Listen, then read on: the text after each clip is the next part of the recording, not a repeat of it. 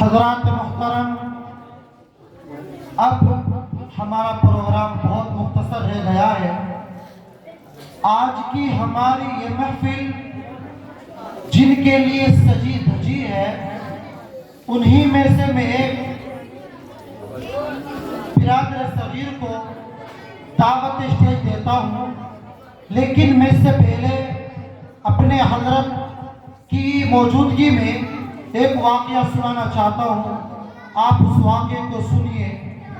یہ قرآن اللہ کا کلام ہے، یہ قرآن اللہ کا فرمان ہے۔ قرآن کریم کے بارے میں اللہ کے رسول صلی اللہ علیہ وسلم نے ارشاد فرمایا، خیرکم من تعلم القرآن وعلمہ۔ آج بچوں ماحول نہ بناؤ، جو کہنا چاہتا ہوں غور سے سنیے۔ کروڑوں انسان دنیا میں بستے ہیں، انسانوں کی بسنے کی وجہ سے ان کی رائے بھی الگ الگ ہو گئی ہے۔ دیکھیے، کوئی انسان سمجھتا ہے کہ صدر اور وزیر اعظم بڑا آدمی ہوتا ہے، کوئی آدمی سمجھتا ہے کہ پیسے والا عالیشان بنگلے والا آدمی بڑا آدمی ہوتا ہے، کوئی سمجھتا ہے عالیشان گاڑی والا بڑا آدمی ہوتا ہے۔ لیکن ہم سب کے آقا سچے رسول تاجدار مدینہ کیا فرما رہے ہیں کہ تم میں سب سے بڑا آدمی قرآن کریم پڑھنے پڑھانے والا ہے۔ کہیں فرمایا، اقرأوا القرآن فإنه يأتي يوم القیامہ شفیعا لأصحابہ۔ اے لوگوں، قرآن کریم پڑھا کرو، یہ قرآن اپنے پڑھنے والوں کے لیے کل قیامت کے روز سفارشی بن کر آئے گا۔ کہیں فرمایا، اے لوگوں علیکم بالشفاعین، اے لوگوں دو چیزوں کو مضبوطی سے پکڑ لو، شفا دینے والی دو چیزوں کو اپنے اوپر لازم کر لو۔ العسل نمبر 1 شہد، القرآن نمبر 2 قرآن۔ کہیں فرمایا کہ اس قرآن کریم کے پڑھنے پر 10 نیکیاں ملتی ہے، ایک حرف پڑھنے پر۔ حضور فرما رہے ہیں، لا اقول الف لام میم حرف، کہ میں یہ نہیں کہتا کہ الف لام میم ایک حرف ہے، بل الف حرف و لام حرف و میم حرف، کہ الف ایک حرف ہے، لام ایک حرف ہے، میم ایک حرف ہے۔ الف لام میم پڑھنے پر کیا ہوا؟ 30 نیکیاں۔ الحمد پڑھنے پر کیا ہوا؟ 50 نیکیاں۔ آئیے حضرات گرامی، اب میں آپ کو ایک واقعہ سناؤں۔ ایک حافظ قرآن تھے، عالم دین تھے، ان کی ماں کا انتقال ہو گیا۔ انہوں نے روزانہ کا معمول یہ بنایا کہ وہ اپنی ماں کی قبر پر جاتے اور قرآن کریم پڑھنا شروع کر دیتے۔ کچھ عرصے کے بعد رات میں سو گئے حافظ قرآن، ماں خواب میں آئی، کہا اے میرے بیٹے میری ایک بات سن لیں۔ بیٹے نے کہا اماں جان بتلائیے کہ جب تم میری قبر پر آتے ہو تو فوراً قرآن کریم کی تلاوت مت شروع کیا کرو۔ کہا اماں جان میں تو اللہ کا کلام پڑھتا ہوں، میں تو قرآن پڑھتا ہوں، آپ یہ کیا کہہ رہے ہو؟ کہ ہاں بیٹے میری بات کو سنیں، قرآن کریم فوراً شروع مت کرنا۔ اماں جان وجہ بتائیے۔ وجہ بتلائی گئی کہ جب تو قرآن پڑھتا ہے تو تیرے چہرے سے لے کر میری قبر تک اتنی تیز روشنی آتی ہے، میں تیرا چہرہ نہیں دیکھ پاتی۔ اے میرے بچے، جب تو قرآن پڑھنے کے لیے آتا ہے تو ذرا ٹھہر جا، پھر قرآن کریم کی تلاوت شروع کیا کر۔ یہ ہے شان قرآن۔ آئیے اسی عظمت قرآن کے لیے میں دعوت اسٹیج دیتا ہوں جناب حافظ محمد عامر سلمہ کو کہ وہ آئے اور اپنی تقریر سے ہم سبھی کو مستفیض فرمائے۔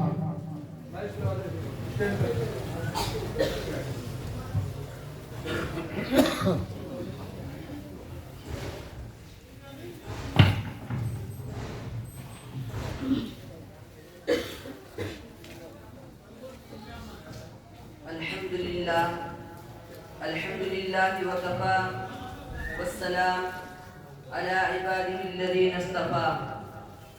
وأعوذ بالله من الشيطان الرجيم، بسم الله الرحمن الرحيم. لو أنزلنا هذا القرآن على جبل لرأيته خاشعا متصدعا من خشية الله. قال رسول الله صلى الله عليه وسلم: خيركم من تعلم القرآن وعلمه. صدق اللہ العظیم. میرے واجب الاحترام، محترم، محتشم، وقار علماء کرام اور پردہ نشی بیٹی میری مائیں اور بہنیں اور میرے ہم مکتب ساتھیوں، سب سے پہلے میں ایک شعر کے ساتھ آپ سبھی کو سلام پیش کرتا ہوں. بسد خلوص بسد احترام کرتا ہوں، بسد خلوص بسد احترام کرتا ہوں. قرآن کریم کی اس پر رونق محفل میں سب کو سلام کرتا ہوں. السلام علیکم ورحمۃ اللہ وبرکاتہ. وعلیکم السلام ورحمۃ اللہ.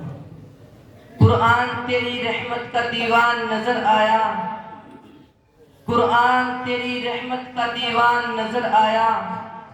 آقا تیری صورت تیری سیرت کا عنوان نظر آیا.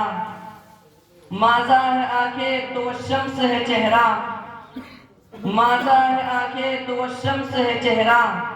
قرآن کے چہرے پہ قرآن نظر آیا. حضرات، اس دنیا رنگ و بو میں جتنی بھی آسمانی کتابیں نازل کی گئی، ان میں سب سے افضل، سب سے اکمل، سب سے اجمل، سب سے احسن، سب سے افصاح اور سب سے مبارک کتاب قرآن مجید ہے. جی ہاں، جس طرح راتوں میں سب سے افضل لیلۃ القدر ہے، دنوں میں جمعہ کا دن سید الایام ہے، مہینوں میں سب سے مبارک مہینہ رمضان ہے، جس طرح مخلوقات میں سب سے اشرف انسان ہے، جس طرح حضرت محمد مصطفیٰ صلی اللہ علیہ وسلم تمام نبیوں اور رسولوں میں سب سے افضل ہے، اسی طرح آپ صلی اللہ علیہ وسلم پر نازل ہونے والی کتاب تمام کتب سماویہ میں سب سے افضل کتاب کو افضل فرشتے کے ہاتھوں بھیجنا تھا تو سید الملائکہ حضرت جبریل علیہ السلام کو چنا گیا. افضل مہینے میں اتارنا تھا تو ماہ رمضان میں اتارا. افضل رات میں نازل کرنا تھا تو لیلۃ القدر میں نازل کیا. اور سید المرسلین بلکہ تمام اولاد آدم کے سردار نبی رحمت حضرت محمد مصطفیٰ صلی اللہ علیہ وسلم کے قلب اطہر پر نازل کیا. اللہ رب العزت نے خود قرآن مجید میں فرمایا: ذالک الکتاب لا ریب فیہ، یہ ایسی کتاب ہے جس میں شک و شبہ کی کوئی گنجائش نہیں. کہیں فرمایا: الحمدللہ الذی انزل علی عبدہ الکتاب ولم یجعل لہ عوجا. فرزندان توحید، قرآن کریم اللہ کا کلام ہے. اللہ نے اپنے حبیب حضور سید عالم تاجدار مدینہ خاتم النبیین پیارے آقا محمد رسول اللہ صلی اللہ علیہ وسلم پر نازل کیا. اللہ کے نبی نے ارشاد فرمایا: لمن اراد ان یحدث ربہ فلیقرأ القرآن. جو اپنے اللہ سے بات کرنا چاہتا ہے وہ قرآن کریم پڑھے. حضرت عبداللہ بن مسعود سے روایت ہے کہ رسول اکرم صلی اللہ علیہ وسلم نے فرمایا کہ جو شخص اللہ کی کتاب سے ایک حرف پڑھے تو اس کے لیے اس حرف سے ایک نیکی ملے گی اور ہر نیکی 10 نیکیوں کے برابر لکھی جاتی ہے. پھر فرمایا: میں نہیں کہتا کہ الف لام میم ایک حرف ہے، بلکہ میں کہتا ہوں کہ الف ایک حرف ہے، لام ایک حرف ہے، میم ایک حرف ہے. تو لہذا اگر کسی نے الحمدللہ کہا تو اس کو 50 نیکیاں مل جائے گی، کیونکہ اس میں 5 حروف ہے. اسلام کا نام لینے والوں سنو، آج ہم مسلمان ہیں، قرآن کو ماننے والے ہیں، قرآن کریم کو خدا کی کتاب تصور کرتے ہیں، لیکن ہم قرآن کا حق ادا نہیں کرتے. ہمارے گھروں میں قرآن تاکوں کی زینت بن کر رہ گیا. الماریوں میں محض خوبصورتی کے لیے قرآن کریم کو رکھا جاتا ہے. حریر اور ریشم کے جزدان چڑھانے سے قرآن کریم کا حق ادا نہیں ہوتا. اسلام کا نام لینے والوں سنو، آج ہم مسلمان ہیں، قرآن کریم کو خدا کی کتاب تصور کرتے ہیں، لیکن ہم قرآن کا حق ادا نہیں کرتے. ہمارے گھروں میں قرآن تاکوں کی زینت بن کر رہ گیا. الماریوں میں محض خوبصورتی کے لیے قرآن مجید کو رکھا جاتا ہے. حریر اور ریشم کی جزدان قرآن پر چڑھانا ہی خدمت قرآن سمجھا جاتا ہے. تعویذوں میں لکھنا اور کنڈوں میں لکھ کر پلانا قرآن کریم کا مقصد سمجھ لیا گیا ہے. اسلام کا نام لینے والوں سنو، قرآن کریم طاقوں میں سجانے کے لیے نازل نہیں ہوا، قرآن کریم الماری میں بند کرنے اور چیز جہیز میں دینے کے لیے نہیں اترا۔ حریر روٹیشن کی جزان قرآن پر چڑھانے سے قرآن کریم کا حق ادا نہیں ہوتا۔ تعویذوں میں لکھنا اور کنڈوں میں لکھ کر پلانا قرآن کریم کے نزول کا مقصد نہیں۔ سنو، غور سے سنو، قرآن مجید اللہ کی کتاب ہے، اس میں احکام ہے، معارف و حقائق، اخلاق و آداب ہے، اس نے دنیا اور آخرت کی کامیابی کے اعمال بتائے ہیں۔ یہ خدا پاک کی رحمتوں کا سرچشمہ ہے، نعمت و دولت کا خزانہ ہے۔ اس کی تعلیمات پر عمل کرنا دنیا اور آخرت کی سرفرازی کا ذریعہ ہے۔ اس کے الفاظ بڑے مبارک، اس کی عبادت بڑی جاذب، اس کی تلاوت بڑی پرکشش۔ یہ سب سے بڑے بادشاہ کا کلام ہے، یہ خالق و مالک کا پیغام ہے، جس کی تعلیم سب سے اونچی، جس کی تہذیب سب سے نرالی، اس کا تمدن سب سے اعلیٰ اور اس کا قانون سب سے بالا، اور قیامت تک کے لیے ہر طرح کی آفتوں سے محفوظ و مامون۔